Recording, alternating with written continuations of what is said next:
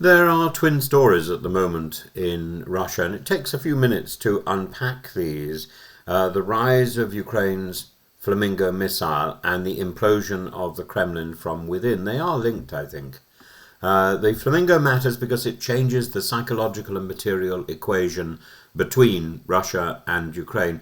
Here is a weapon domestically designed, free of Western restrictions, with a 3,000 kilometer reach and a warhead so heavy that it can hit and do the work of half a dozen drone strikes. Ukraine unveiled it barely a year ago. Now it has been used against an FSB base in occupied Crimea, reportedly destroying 6 hovercraft and killing at least 1 operative. This is not just another tactical strike, it's a message. Nowhere, not even the FSB's backyard, is safe, and because the missile is homegrown, Kyiv can use it without needing permission from Washington or Berlin. The symbolism is devastating for Moscow.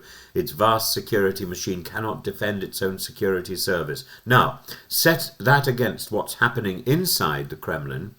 The Russian state is not reforming, it is devouring itself. Generals are arrested almost weekly. The FSB has seized control of logistics, construction contracts, even the signal corps, so commanders cannot trust their own radios. Bribery is the excuse. But the real motive is consolidation of power. Each arrest redirects cash flows. Each purge blinds rivals. The Russian army is being hollowed out by the very organ meant to protect it. And this self-destruction has real battlefield consequences. A general who fears arrest doesn't plan offensives, he plans his own escape.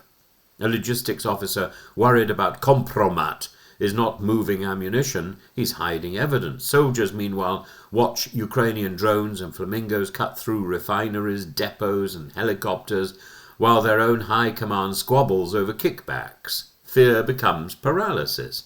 And that is why the flamingo and the Kremlin purges are linked. And we're hearing these stories at the same time. Ukraine is demonstrating new reach and confidence at the very moment Moscow is brittle and distracted. Putin once thrived on presenting himself as the master technician. He's abroad, or at least one of him is abroad, the man above the factions. Now he is visibly hostage to those factions, and his own presidential palace is burning, siding with the FSB against his own generals. The regime looks like a mafia warlord's empire in its terminal phase. Cash running out, lieutenants turning on each other, paranoia in the air. And this brittleness has a political calendar. By Western Christmas, not Eastern Christmas, of course, Putin faces not only another winter of Ukrainian strikes on his energy infrastructure, but also a shrinking loyalist base at home. Each flamingo launched accelerates that timetable. Each arrest deepens the cracks in the wall. And the irony is cruel. The Russian state that once prided itself on its capacity to absorb invasion is now being hollowed out from within, while its enemies invent pink-painted cruise missiles capable of striking its heart.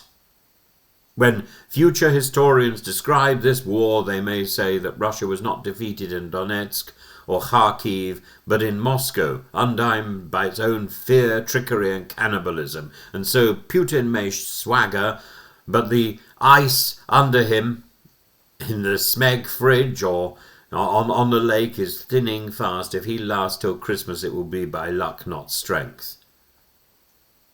Putin is on the way out, and all that he cares about is on the way out. That doesn't mean that something better is going to replace him. It just means that there is going to come a point, and I think it will be by Christmas, when the Kremlin elite will have to recognize that Putin is gone, is dead, is in the fridge, he's wheeled out in a coffin, or that he actually does die, or indeed that he's overpowered. It doesn't really matter. This man long ago died to humanity. And this man is a prefix for evil and for terror. And I'm afraid what happens to people like that is they get eaten by their own machinery.